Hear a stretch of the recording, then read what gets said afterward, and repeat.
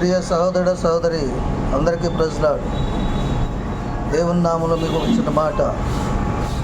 ప్రతి ఒక్కరు కూడా నా పిల్లలు నా మాట వింటలేదు, నా భర్త నా మాట వింటలేదు, నా అన్నదమ్ములు నా మాట వింటలేదు, వారితో నాకు సమాధానం లేదు, ఎవరు కూడా నా మాట వింటలేదని చాలా మన వారు, మన బంధువులు, మన పిల్లలు, మన స్నేహితులు, మన శ్రేయబులస్, మన భర్త, మన భార్య మన మాటకు లోబడినప్పుడు మనం ఎంతో బాధ కలిగి వేదన చెందుతుంటాం.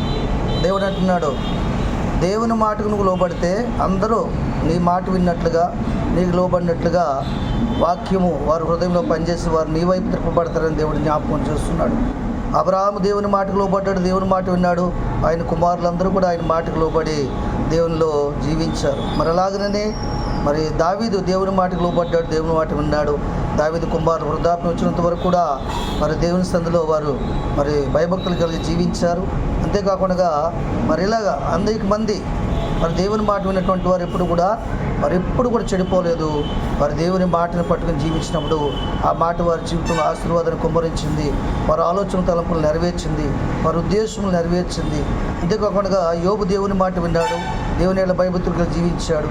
ఉదయకాల సమయంలో పిల్లలు పట్టుకుని ప్రార్థన చేశాడు. ఆ కుటుంబం అంతా కూడా రెండంతల మేలుతో నింపబడింది. అంతేకాకుండా ఇలాగ అనేక మంది భక్తులు వారి జీవితంలో గొప్ప మేలుతో నింపబడ్డారండి. అలాగనే కొర్నేలు దేవుని యొక్క భయభక్తులు కలిగి జీవించాడు. ఆయన పిల్లలతో కలిసి ప్రార్థన చేశాడు.